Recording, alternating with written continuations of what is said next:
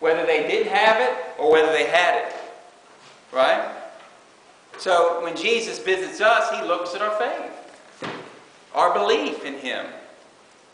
You know, if you can't believe God in the hard situations of life, then you don't believe Him at all. If you cannot believe Him and trust Him, belief and trust go hand in hand, don't they? Amen. If you don't believe in the Lord, you're not going to trust Him very much.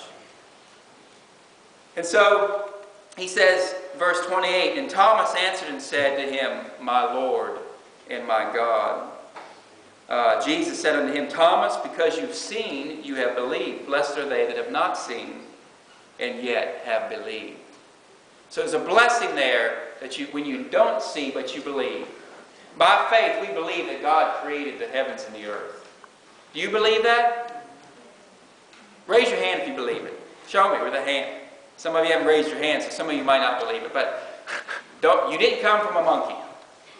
Okay? All right? Maybe you just didn't hear me when I said that. But if you believe that, now let me ask you this. Were you there when He did it? Were you there when He created the heavens and the earth? Oh, I'd love to have been. And I can't wait till heaven when I can watch that video recording of it. Right? I can just imagine if there's a library and all these VCR tapes, of course they're DVDs, you know. Now DVD. And you can watch it. You can watch Life of Joseph. You can watch Abraham. You can watch the trials that these saints went through. Maybe, I don't know. It sure would be nice. But we don't see it, yet we believe. Faith is the substance of things hoped for, the evidence of things not seen. And speaking of those DVDs, there might be one with your name on it. You don't want to watch that one, maybe. Don't want that open to public forum, Lord, can I edit that first? But we believe. That's a hallmark of the Christian faith, is believing, though we haven't seen. And there's a blessing there. You get an opportunity to walk in blessing every second of your life. Because whom having not seen, what? You love. Peter says, you have not seen Jesus, but you love Him. I mean, you could understand why people could make a criticism of believers. They sit there and talk about how much they love this guy. They sing to Him. They worship Him. People lay down their lives for Him. We still have martyrs around the world today. People who are being persecuted even unto death for Jesus Christ. And boy, they haven't even seen Him. That's a great faith. That's a great testimony to His people. We've not seen Him, yet we believe. And then verse 30, he says, and many other signs or miracles truly did Jesus in the presence of His disciples, which are not written in this book. But these are written that you might believe that Jesus is the Christ, the Son of God, and that believing you might have life through His name. John just gave you the purpose of this whole book. The reason he included all these miracles is so that we might believe. We've been given eyewitness accounts of what occurred. And you can believe the Scriptures. Do you know who wrote Romeo and Juliet? Who was it? Shakespeare. Some of you are kind of thinking this is like a setup or something. Shakespeare? I mean, you knew he wrote it, right? Shakespeare, right? How do you know? How do you really know? Because his name's on the book. His name's on the book. Did you see him write it? No.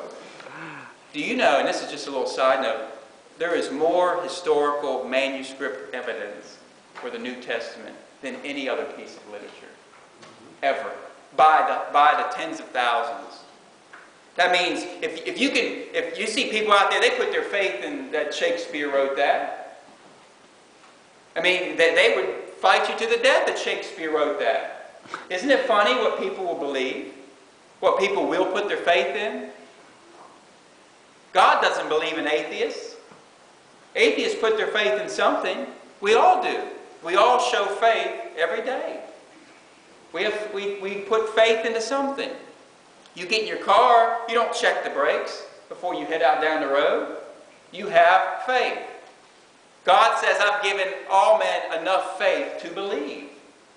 There is enough faith that has been given to every man. There's enough evidence to every man that he could make a rational decision for Jesus Christ. You know, Josh McDowell, he defends the faith, and he was an atheist, self-called, and he went out to disprove the resurrection. Six months later, he became a Christian.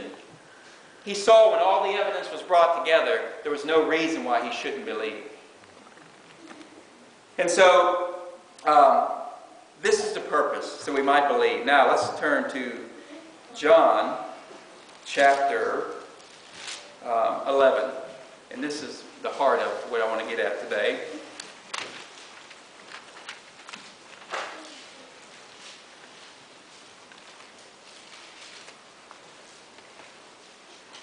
Verse 1.